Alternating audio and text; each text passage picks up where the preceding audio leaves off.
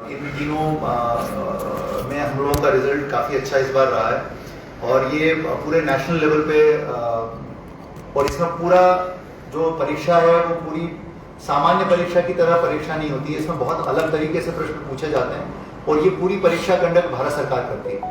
तो ये वाकई में हमारे शिक्षा विभाग के अधिकारियों और कर्मचारियों को इसका श्रेय जाता है, हमारे शिक्षकों को श्रेय जाता है जिन्होंने बहुत मेहनत की इसके लिए। नैस के लिए हमने अलग से क्लासेस वगैरह लगाई थी पूरी।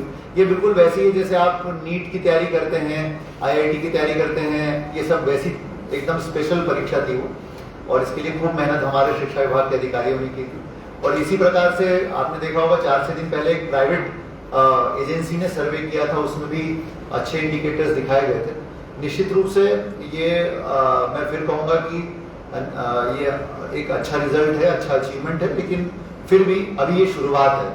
ये इसको लेकर के कोई निष्कर्ष हम नहीं निकाल सकते कि सब कुछ बहुत अच्छा हो गया, लेकिन हाँ ये एक शुरुआत है जो हमको प्रेरणा देता है कि हम ठीक रास्ते पे जा रहे हैं। और यदि हम इसको लगातार करते रहे तो हो सकता है कुछ सालों में दमोह जिला जो है स्कूलों में शिक्षा में जो है फिर से एक बार जो है अव्वल स्थिति में आएगा। तो ये मैं आपसे शेयर करना चाहता हूँ। अब आप लोग पूछना चाहते हैं तो आप लोग। तीसरी बार मैं आपसे एक ही सवाल करूँगा। मैंने आपको एक पॉइंट लिखवाया था कि सूरजमुखी ऑफिस के सामने चौपाटी के नाम पर 8-10 दुकानें लगी थी। आपने पहली बार में लिखा था, दूसरी बार लिखा था।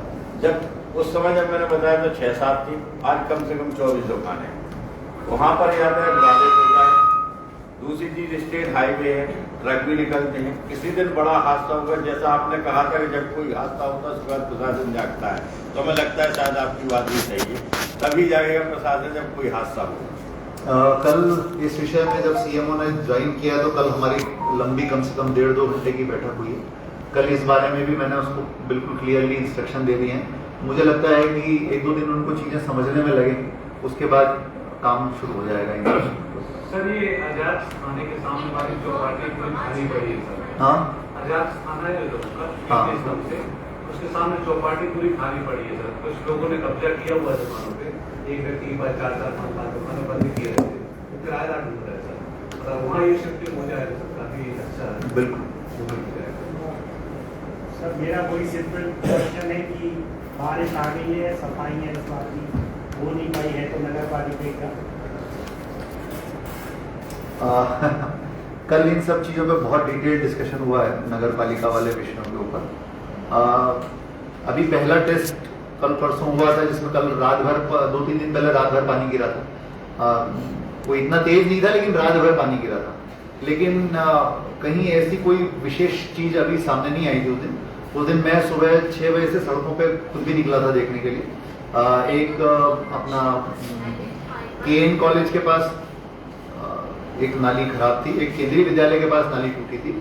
ऐसी 3 जगह मुझे मिली थी। 3 जगह के अलावा मुझे कहीं पर ऐसा कोई पॉइंट नहीं मिला था। तो इस बार इन्होंने करने की कोशिश की है। आई होप अगले कुछ दिनों में वो और बेहतर कर पाएंगे इसको। जहां जहां से सूचनाएं आई वहां हमने उनको बताया सारे पॉइंट्स। हमने दमोह हेल्पलाइन पे भी लिया था, तो हमारे पास पूरी जानकारी है कि कहाँ कहाँ नालियों की लोगों को समस्या है।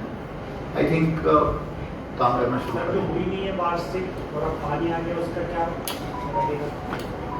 नहीं, उससे कोई फर्क नहीं पड़ता है। यदि बारिश हो भी रही है तो बारिश ऐसी नहीं होती है कि लगातार होती रहे। अभी जैसे देखिए बारिश का दौर चला था, फिर 3 दिन का गैप हो गया, आज तो धूप निकल आई। तो इस बीच में आराम से किया जा सकता है यदि कहीं पर काम हो, तो बिल्कुल कोई ऐसी दिक्कत नहीं। अभी मैं वही आपको बता रहा हूँ कि परसों सुबह की बात है, जब मैंने वो देखा था तो वो KN कॉलेज के सामने उन्होंने पूरा नाला वहाँ का उसी समय साफ किया, जेसीबी लगा। मैसेज आपको डाला था, तो आपके मैसेज के रिप्लाई में दूसरे दिन आके वो कचरा तो आया है, लेकिन वो उसकी क्लियरली सफाई होती है, वो इस बार हुई नहीं। उसका पूरा प्रोग्राम बना था। जो मेजर बड़े बड़े नाले थे उसके ऊपर जो 7 नाले हैं बड़े, उन पर उन्होंने फोकस करके पहले लोगों को लगाया था। अब इस बीच में नगर पालिका में इश्यूज हुए, आप सबको पता है। अब मुझे लगता है कि सर आपने जो लिस्ट जारी की उसको 12 मई को होना था।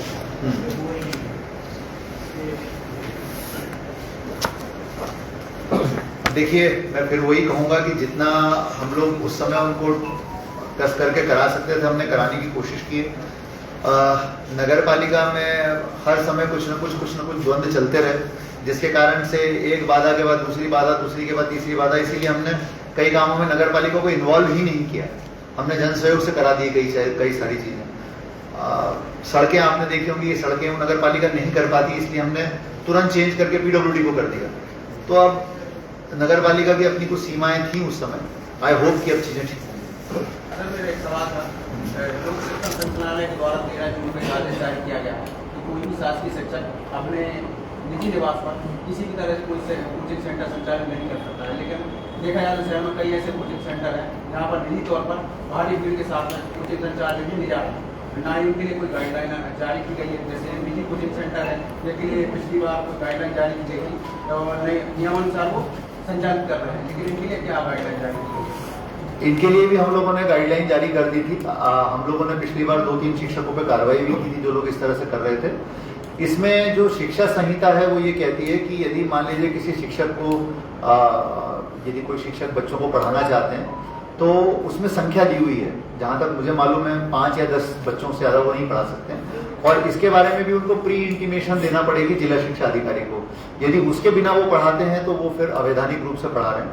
ऐसी शिकायतें यदि हमारे पास आएंगी तो हम सख्ती से कार्रवाई करेंगे। एक बैच में कम से कम 70-80 बच्चे आते हैं। कई बच्चों को दबाव बनाया जाता है कि अगर आप हमारे यहाँ कोचिंग सेंटर नहीं पढ़ेंगे तो आपके ऊपर मतलब किसी भी तरह से दबाव बनाएगी क्लास में। मैं वही कह रहा हूँ आपसे कि हमने पिछली बार ये सर्कुलर बिल्कुल सख्ती से जारी किया था। उसके बाद कुछ लोगों ने अपने आवेदन दिए हमारे यहाँ पर, मतलब जिला शिक्षा अधिकारी के पास में।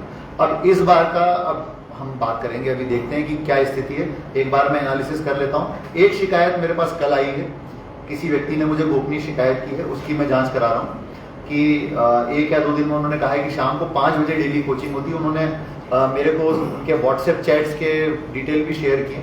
तो ऐसे कोई भी दिखेंगे तो हम बिल्कुल कार्रवाई करेंगे। सर आपने मुंडा की एक शिकायत की थी, उसकी जांच के आदेश दिए थे, आज तक उस पर कोई कार्रवाई नहीं हो पाई? उसकी जांच हमारे यहाँ से हो गई।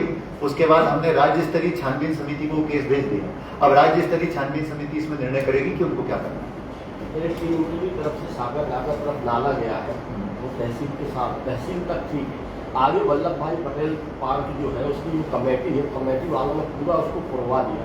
वो पानी आगे जाता था करौंदिया नाला तक, लेकिन वो स्थायी रूप से उसको पुरवा दिया है, मलमा डाल के सब करा दिया। और दूसरी जो पुल के बाजू से वहाँ पे पक्का अवैध निर्माण भी कराया गया है। वहाँ पे वो ब्लैक स्पॉट है बहुत बड़ा, तो उस तरफ से अगर आते हो और दमों से सागर तरफ जाता तो लाइट तक नहीं दिखती गाड़ी में, लेकिन उस कंस्ट्रक्शन को आज तक नहीं हटाया गया।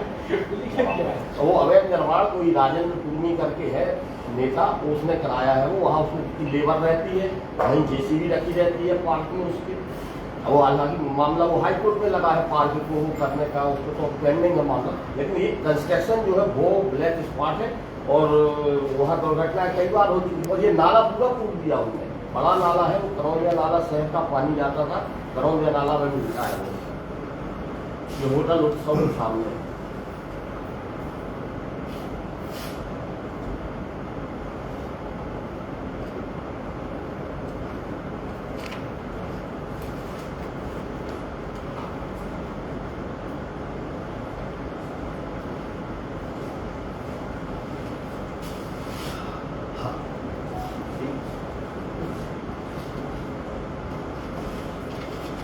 पुलिस हाँ बरंडा को फिर 1 साल से ज्यादा हो गया। आपने उसको लेकर जो कार्ययोजना तैयार की थी दोबारा बनेगा, उसमें भी कुछ नहीं देखा। आज भी लोग वहाँ पानी बगाव के हालात से परेशान है। पूरा गांधी चौक परिसर पानी में भर जाता है जब पानी गिरता। मैंने पिछली बार भी आप लोगों को यहाँ पे बताया था, आप थे नहीं, मुझे मालूम नहीं कि उसमें हाई कोर्ट से स्टे है।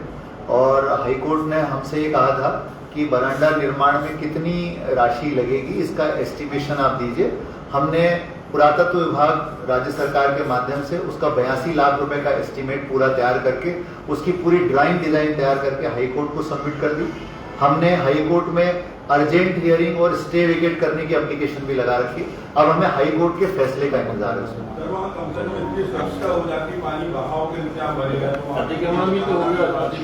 सर वो उन्होंने 3 सेट लगा दिए सर, 3 सेट लगा के कब्जा भी हो गया। जब स्टे लगा तो उन्होंने पूरा सेट से उसको कवर कर लिया सर। अभी 1 हफ्ते पहले करीब मैंने सर पिछली बार ध्यान भी आपका दिलाया था कि उन्होंने नगर पालिका में वहाँ पर निर्माण के लिए एनओसी मांगी है।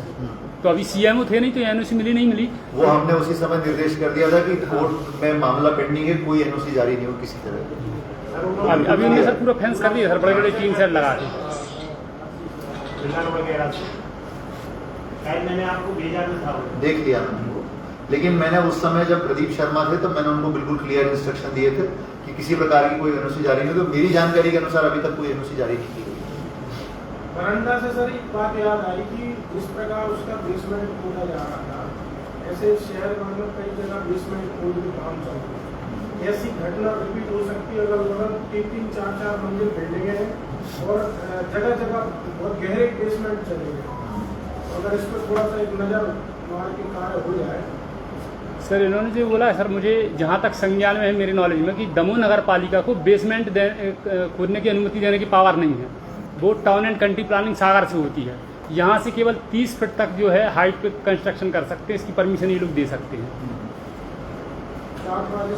ऐसा मतलब आई डोंट नो कि इस तरह का कोई स्पेसिफिक कानून है कि सब बेसमेंट पे ये देंगे। नहीं है सर, ये एक्चुअल एक बार ये मामला आया था।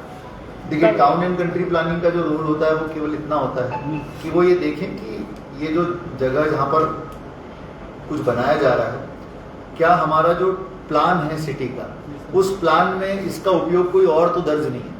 ऐसा तो नहीं है कि यहाँ पर जो है वृक्षारोपण के लिए दर्ज है और यहाँ पर ये मॉल तान रहे हैं, ये नहीं हो सकता। ये देखने का काम टाउन एंड कंट्री प्लानिंग का है। उसमें सर 60-40 का रेशियो है नियम में और दमोह अर्थक्वेक जो 3 में आता है।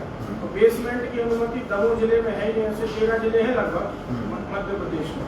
तो अगर आपकी जो एक निश्चित सीमा में जमीन ज्यादा है तो आप 60% जमीन को खाली रखना पड़ेगा, 40 में ही बना सकते हैं। नियम खड़ा हुआ है।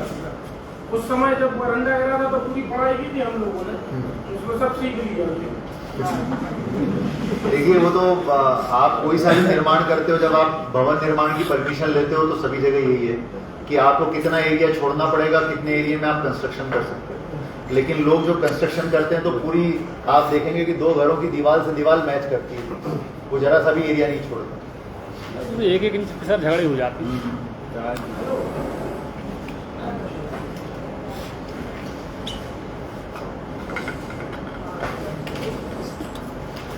सर बारिश का मौसम आ गया है, कई मकान ऐसे क्षतिग्रस्त शहर में जिनकी संभावना दुर्घटना होने की स्वरूप क्या करता है?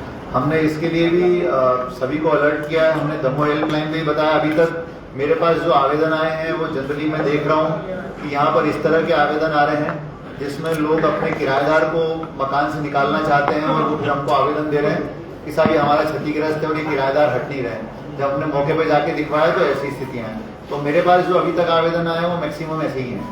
लेकिन नगर पालिका को भी कल कहा गया है और इसके अलावा हमने बताया है लोगों को कि कहीं पर भी ऐसा कुछ दिखता है तो हम इमीडिएटली जांच कराएंगे।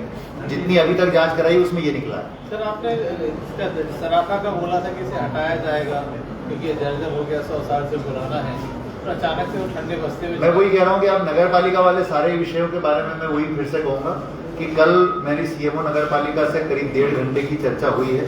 उनको मैंने एक विषय के ऊपर अपनी तरफ से निर्देश और ब्रीफिंग दी है। अब थोड़ा समय उनको सेटल डाउन होने के लिए दीजिए, 2-3 दिन।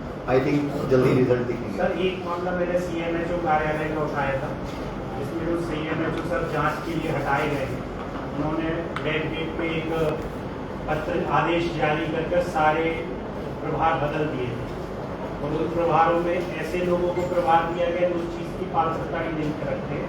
जैसे NPWD की जॉब होती है, उनको वहाँ पर ऑफिस में बिठा के आउटसोर्स की नियुक्तियों का प्रभार सौंप दिया गया। एक व्यक्ति है जिसको पूर्व की जांच की लंबित जांच के कारण भोपाल से जिस पद से या प्रभार से हटाया गया था उसको पूरा दे दिया। तो एक ये मामला। दूसरा ये है कि वो उस दिन उस पद से निकल चुके थे, उन्होंने बैक डेट में वो पत्र जारी किया था। आप बाहर गए थे, मैंने ADM मैडम जो प्रभार पे थी उनके संज्ञान में भी वो पूरा मामला लेके आए थे और यहाँ पे भी आपको अवगत कराने के लिए भेजा था कि वो पत्र ही फर्जी है।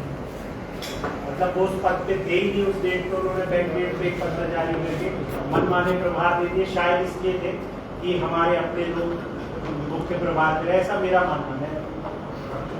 ओके, अब इसमें जब ये नए CMHO आए अभी नए CMHO आने के बाद वो अभी ट्रेनिंग पे गए हुए हैं 5-6 दिन की, तो वो यहाँ रुक नहीं पाए ज़्यादा समय। लेकिन उनको ये मैंने बता दिया है पूरा विषय। इसमें से 2-3 लोगों के प्रभार मैंने चेंज किए हैं अभी, जैसे मैंने जिला टीकाकरण अधिकारी को चेंज किया है तो वो बदल गए हैं, और 1-2 लोगों को मैंने चेंज किया जिसमें मुझे लगा कि ये बिल्कुल उचित नहीं था, वो मैंने चेंज करा दिए। बाकी के लिए मैंने उनको बोला है कि आप एक बार देख लीजिए, और यदि जो भी बिल्कुल अनुचित है बिल्कुल चेंज करिए उसको, कहीं कोई इशू नहीं है। सर, एक पुलिस अधीक्षक जी से सवाल है। दमोह में यातायात व्यवस्था बहुत ज़्यादा नाजुक है, सबसे ज़्यादा ई-रिक्शा ये पूरा ट्रैफिक जाम करके चल रहे हैं। इसके लिए कुछ कार्य योजना बनाई जिससे यातायात सही पर सुचारू रूप से। ट्रैफिक के लिए ऑलरेडी हम लोग लगातार डिस्कस कर रहे हैं। दोनों ही स्तर पे की दुर्घटनाएं बहुत ज़्यादा हो रही हैं और ट्रैफिक बेकरती बहुत है। जहाँ पर अतिक्रमण का इशू है वो एक बड़ा इशू है, जिसमें अतिक्रमण हटाना एक बड़ा काम है और फिर उसके बाद ट्रैफिक को ठीक करना अलग है। बट इसमें 2 चीज़ों पर हम लोग काम शुरू कर रहे हैं। खासतौर पर जो शहर का एक रेगुलेटेड ट्रैफिक है, हमने करीब 12 से 15 लोग जो हैं वो फोर्स में बढ़ाए हैं ट्रैफिक में।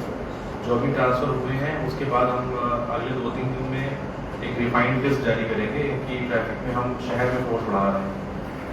उसके अलावा जो ट्रैफिक में अभी यहाँ पर भीड़ की व्यवस्था जो है वो सुचारू रूप से नहीं बनी हुई थी, जिसको हम भीड़ में कन्वर्ट कर रहे हैं। तो अलग अलग मोहल्ले और अलग अलग जो ट्रैफिक के जोन हैं जिनको उनकी जितने वो बिजी रहते हैं उस हिसाब से उसको बांट कर उसमें प्रभारी अधिकारी नियुक्त किए जाएंगे, ताकि केवल एक व्यक्ति पर जिम्मेदारी ना हो, अलग अलग क्षेत्र में अलग अलग लोगों पर जिम्मेदारी दी जाए और उसके ऊपर भी ट्रैफिक जो थाना प्रभारी है उनको जिम्मेदारी दी जाए। तो इन दोनों चीज़ों को अगर हम अगले 1 हफ्ते 10 दिन में लागू कर लेते हैं तो मुझे लगता है कि कुछ इसका फर्क पड़ेगा ट्रैफिक पे। पर जहाँ पर अतिक्रमण की वजह से या फिर जो परंपरागत रूप से दुकानें लगती नहीं हैं, जिनको हम पिछले 1 साल से हटाने का प्रयास कर रहे हैं पर वो नहीं हट पाई हैं, उन विषयों पर सोल्यूशन अभी तुरंत फौरी तौर पर तो नहीं मिल सकता। फिलहाल ये 2 चीज़ें मुझे लगता है कि इससे कुछ राहत तो मिल जाएगी। सर, पिछले साल ई-रिक्शा जो है इनके लिए निश्चित रूट तय किया गया है, इनका रूट तय बना दिया कि आप यहाँ से यहाँ तक जा सकते, इसके आगे नहीं। ऐसी व्यवस्था क्या दमोह में हो सकती है?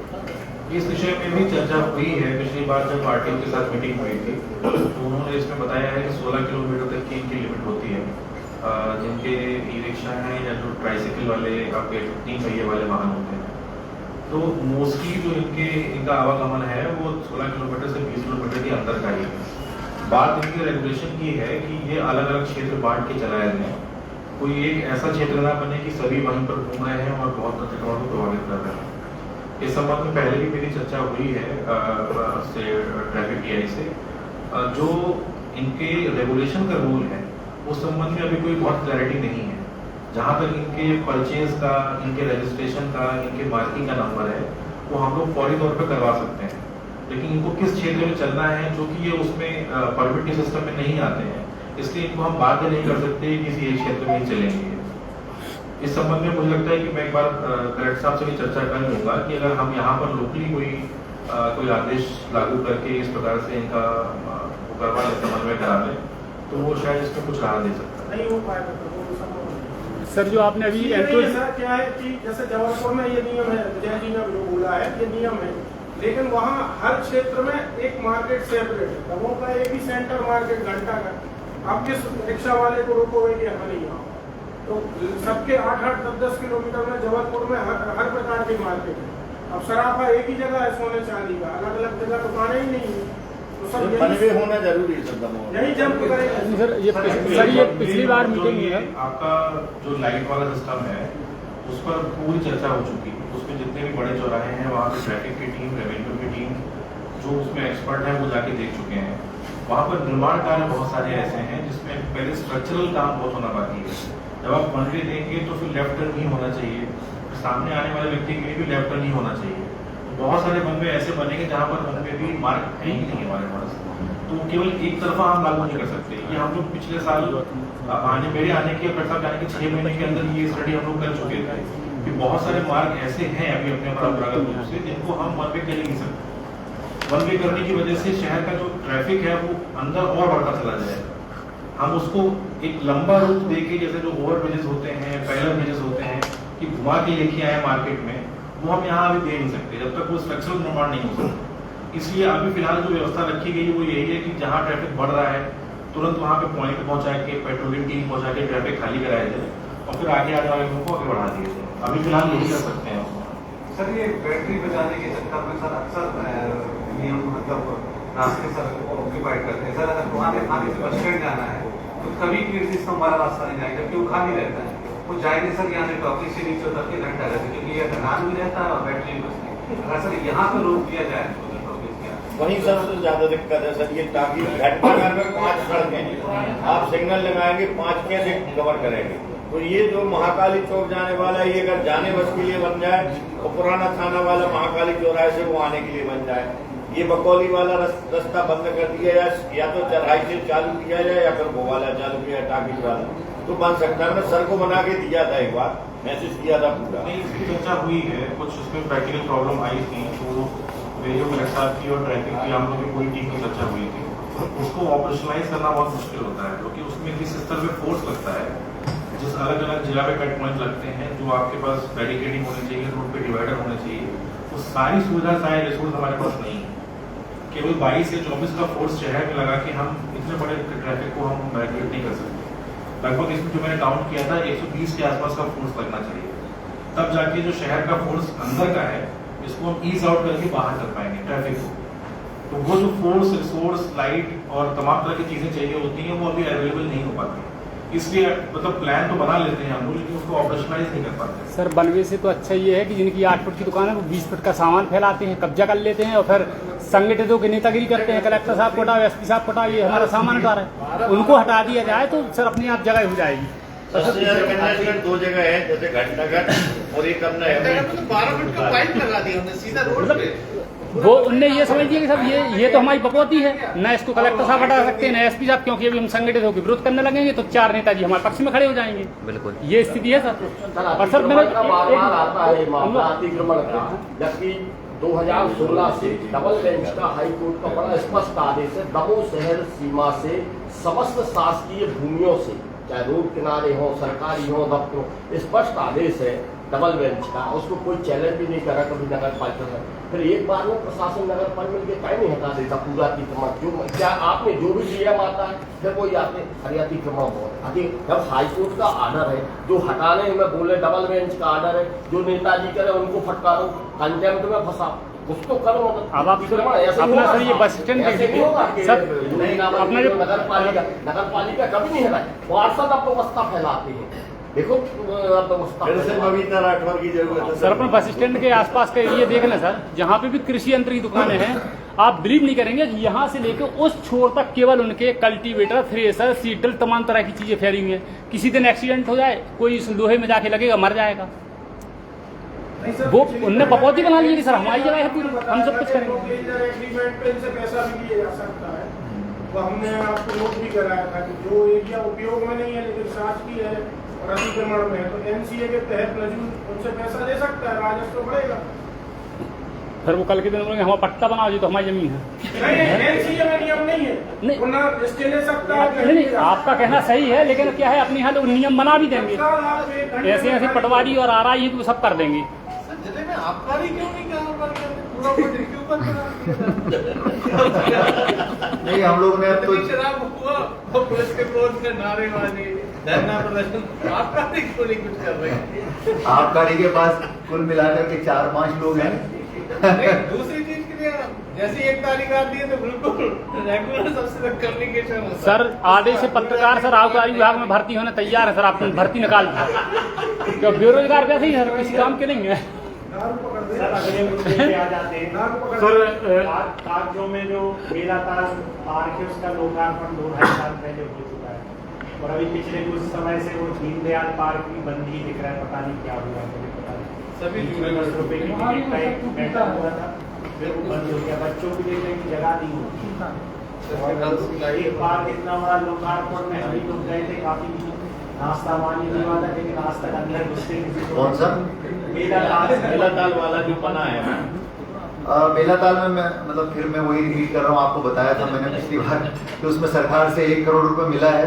वो 1 करोड़ रुपए मिलने के बाद में वो पीआईसी में गया कि सब ये काम जो बचे हुए हैं राज्य सरकार ने कहा है कि इसको खत्म करें नगर पालिका, नगर पालिका पीआईसी में गई, पीआईसी की बैठक नहीं हुई।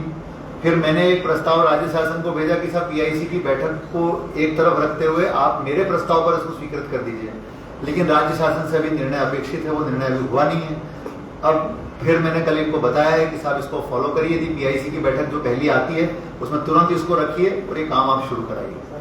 निर्माण एजेंसी वाला मुझे नहीं पता, इस बार बता रहा था, कह रहा था भैया हर बार हैंड ओवर के चलते मैं पूरे में रंग पेड़ से लगाता हूँ मैं कि ये करे वो फिर हो जाता, मैं रंगी कर रहा हूँ इतने साल। नहीं, वो भारत सरकार की एजेंसी है जो निर्माण एजेंसी लगी है ये, और वो पूरा का पूरा प्रोजेक्ट भारत सरकार ने किया है। अब ये वाला जो 1 करोड़ रुपए है इन्होंने ये नगर पालिका को दिया है। अब नगर पालिका को इसमें अलग से टेंडर करना है, जो भी उनकी कार्रवाई करनी है वो करनी है। तो वो जब कार्रवाई हो पाएगी, जब वो, चूंकि वो 1 करोड़ का है, वो पीआईसी से नीचे हो नहीं सकता, पीआईसी की बैठक हुई नहीं, तो उस कारण से वो इशू। दीनदयाल पार्क क्यों अभी नहीं कर रहा है? इसके बारे में मेरे को आइडिया नहीं है, मैं एक बार इसको मुझे चेक कर। सर इतने सारे जो परीक्षा हुई थी, आपके बाकायदा सीसीटीवी कैमरे लगे थे उनकी निगरानी, उनके जो सीसीटीवी कैमरे थे उनसे ये भी देखा जाए कि शिक्षक पहुंच रहे कि नहीं, स्कूलों में पढ़ाई हो रही कि नहीं, क्योंकि तो आपके पास टेक्नोलॉजी है तो इसका उपयोग हो सकता है। बिल्कुल, अब तो राज्य शासन ने एक पूरा एक सार्थक के आधार पर पूरा एक नया ऐप लागू कर दिया है और पूरे प्रदेश में शिक्षकों की उपस्थिति अब उससे ही होने वाली है। तो अब सरकार ने पूरे प्रदेश में ही व्यवस्था कर दी है। सर सार्थक एक कार्ड है, 10:30 बजे आप जाके वहाँ पर अपनी हाजिरी लगाओ, उसके बाद वहाँ से निकल आओ, 3:30 बजे पर पहुँच जाओ। होता है ऐसा, कई लोग कर रहे हैं, इससे कोई तो बात नहीं, वो अपने मकान का काम देख रहे हैं, 2 बार जा तो रहे हैं। इस मामले में व्यक्तिगत हमारा भी एक समस्या है कि सार्थक ऐप की स्थिति ये है कि एक मास्टर था, वो रुपये हमसे 4-5 साल में से उधार ले लिया, 6 लाख रुपए बेटी के विवाह से चेक दे दिया, चेक बाउंस का केस लगा, निर्णय हो गया। वो वहाँ जाता है, ऐप में अपनी हाजिरी लगाता है, चला जाता है, पुलिस जाती है, उसको मिली भी है।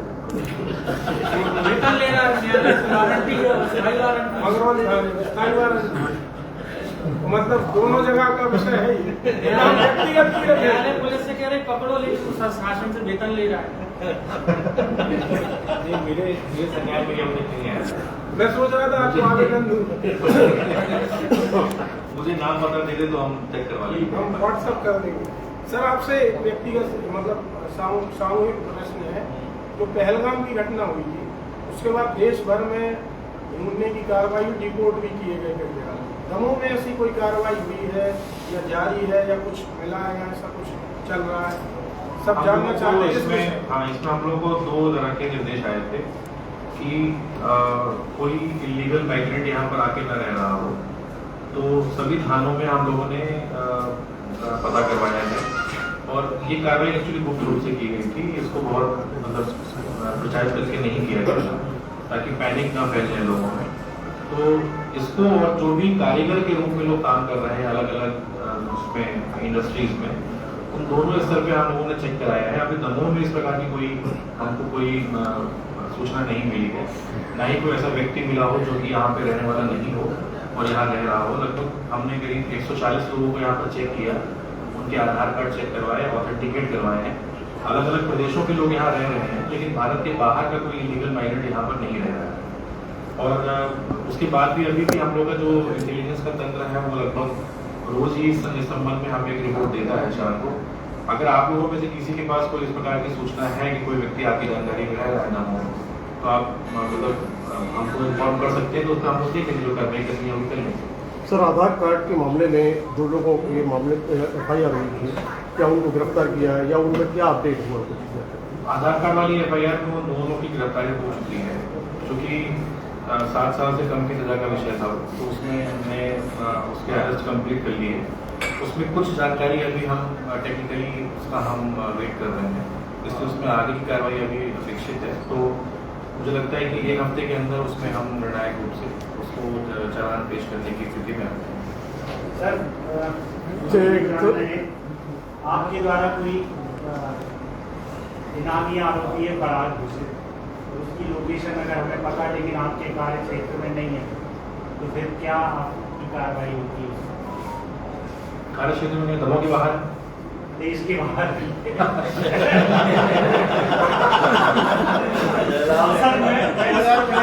आप दे सकते हैं, तो मैं आपको सूचना देता हूँ तो मुझे उसका इनाम मिलेगा, लोकेशन बता देंगे कि नहीं मिलेगा?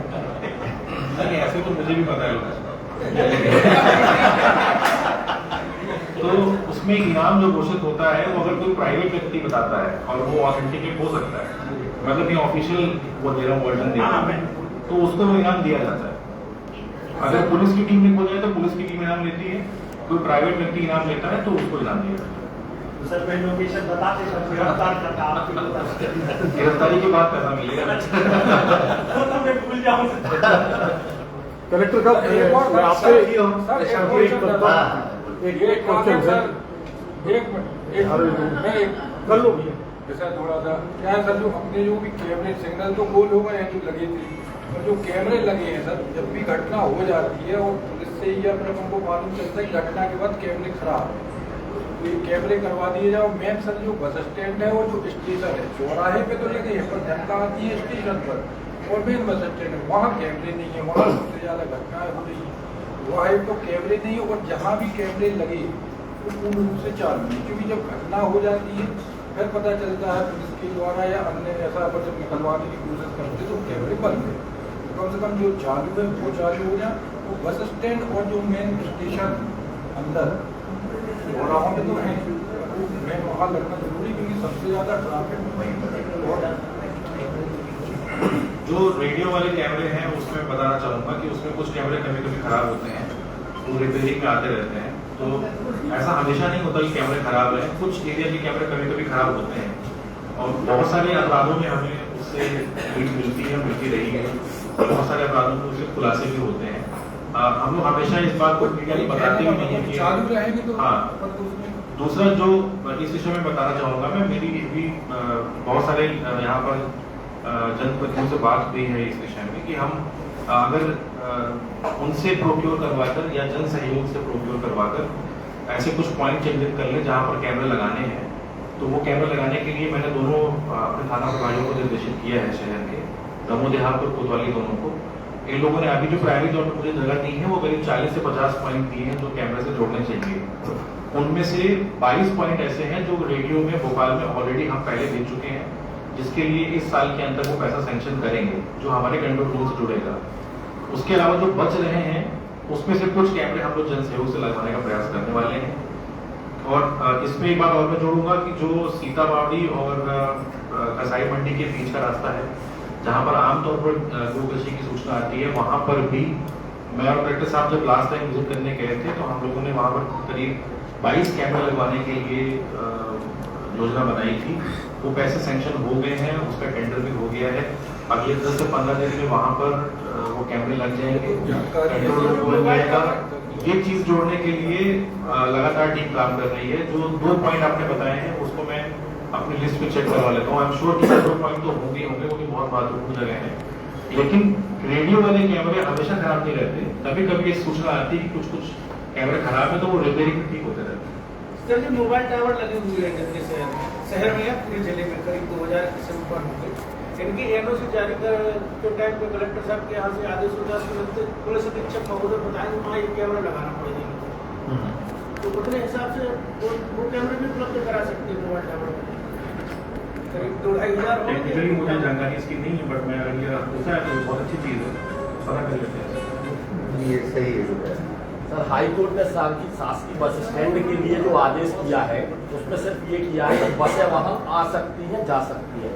उसकी बिल्डिंग को जर्जर बनाते हुए उसको कह दिया हुआ ये ITO ने बस मालिकों के साथ क्या किया है, एक तरफ से वो लगा दिया 30, इस तरफ से चालू है पूरा, दूसरा नए शेड वहाँ पे अतिक्रमण करके रखे जा रहे हैं। और बिल्डिंग जर्जर से आशा ये था कि होगा नहीं, आजू बाजू में करीब 8-10 कमरे हैं जो पिछले 15 साल से बस मालिक अवैध रूप से रखे हैं। कुछ राजनीतिक संरक्षण है, कुछ शामिल। वहाँ बिजली नहीं है उनके पास, एक के पास मीटर नहीं है। नगर पालिका का खंभा लगा, वहाँ से चोरी करके 10 साल से कूलर बिजली सरकारी बस स्टैंड के अंदर सारा अवैध अतिक्रमण बिल्डिंगों में करे हैं वो लोग, और 1 रुपये नगर पालिका नजूल किसी को मिलता नहीं। और ये आज जो 5 साल से है दमोह में, ये इसकी मिली भगत साफ मिली भगत है कि उनको बताया गया, उनको लेटर दिया गया, वो कहते नजूल के पास है जमीन, तो तुम काहे को वहाँ टीम लगाने गए थे। ITO को हाईकोर्ट ने आदेश दिया था, तो वहाँ ये बस मालिक जो है ये अवैध रूप से अतिक्रमण करे हुए हैं, वहाँ पे 1 रुपये नहीं देते हैं और बिजली पूरी चोरी करते हैं। ये लोग 10-15 साल से चोरी कर रहे हैं ये लोग। वहाँ से बसें आ जा सकती हैं, ना कि ये अवैध अतिक्रमण हटाने का तो हाईकोर्ट में किया था, लेकिन गोलमोल जवाब आज उन्होंने शायद हाईकोर्ट में भेजा है, यहाँ हमने पैक कर दिया है, कोई वो नहीं है। आधा बंद कर दिया, आधा खोले हो, उसी बिल्डिंग के नीचे से बसें निकल रही आदमी। साथियों बहुत बहुत धन्यवाद।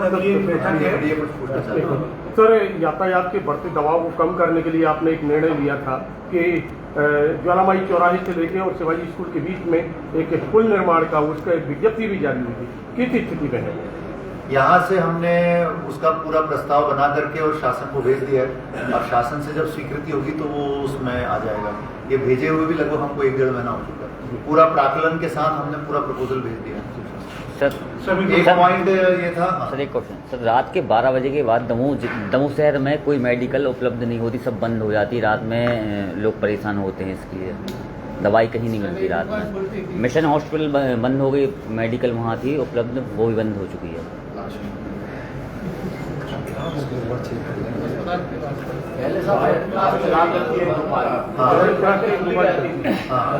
रात जाके वापस लड़ाई झगड़े में बंद हो गई क्लास की दुकान, 24 घंटे खुली रहती थी दवाई की दुकान। कम से कम 1-2 दुकानें तो होना चाहिए शहर में। पहले सर एक लाल दुकान थी, वो बंद हो गई सर। और सर रात में यात्रियों के लिए कोई वस्तु नहीं रहती है शहर में, चाय पानी नाश्ता कुछ नहीं, यात्री रखते हैं होटल। रोस्टर के हिसाब से दिया जा सकता है काम। अगर एक दुकान किसी को अनुमति देंगे रात में तो दो दुकानें एक दिन ये बोलेंगी, दो दिन ये बोलेंगी, जिनमें क्षमता होगी रात में बोलने की वो बोल सकेंगे। अच्छा, एक पॉइंट मैं आप लोगों को बस बताना चाह रहा था आखिरी में कि माननीय प्रभारी मंत्री जी का जो दौरा है वो दमोह में प्रस्तावित है, और जो संभावित दौरा है उसके अनुसार वो 2 जुलाई को रात को दमोह आएंगे और रात्रि विश्राम दमोह में करेंगे। 3 तारीख को उनका कार्यक्रम रहेगा पूरे दिन भर का, जिसमें वो कुछ शासकीय संस्थाओं की विजिट करेंगे, कहीं निरीक्षण करेंगे, वृक्षारोपण वगैरह के कार्यक्रम भी होंगे, और साथ में वो कुछ समय उनका आरक्षित रहेगा जो कि पार्टी वगैरह की मीटिंग्स आदि के लिए आरक्षित रहेगा। और 4 तारीख को जिला योजना समिति की बैठक होगी, और इसके अलावा अन्य कई शासकीय कार्यक्रम 4 तारीख को होंगे। तो इस प्रकार से 3 और 4 तारीख दोनों दिन वो पूरा समय दमोह को दे रहे हैं इस बार, और इस बैठक में सारे हमारे जिले के माननीय मंत्रीगण, विधायकगण, सांसदगण रहेंगे, और 4 तारीख की रात को वो पन्ना के लिए प्रस्थान करेंगे, ऐसी संभावना है। तो ये कार्यक्रम संभावित है। प्रेस के साथ में बैठने का ये मैं वही कह रहा हूँ कि ये मैंने आपको मोटा मोटा बता दिया। अब इसमें मिनट टू मिनट हम पूरा तैयार कर रहे हैं, उसमें सारी चीजें आएंगी, वो आपको अलग से बताया जाएगा कि कहाँ कहाँ वृक्षारोपण हो रहा है, कौन कौन सी शासकीय संस्थाओं का भ्रमण करेंगे, वो सब कुछ इसमें मिनट टू मिनट आएगा।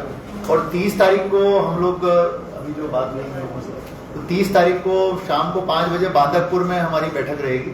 मैं और एसपी साहब जाएंगे, तो जो श्रावण सोमवार आ रहे हैं उसको लेकर के तैयारियों की समीक्षा 30 तारीख की शाम को 5 बजे बांधकपुर में हम लोग करने वाले हैं। धन्यवाद।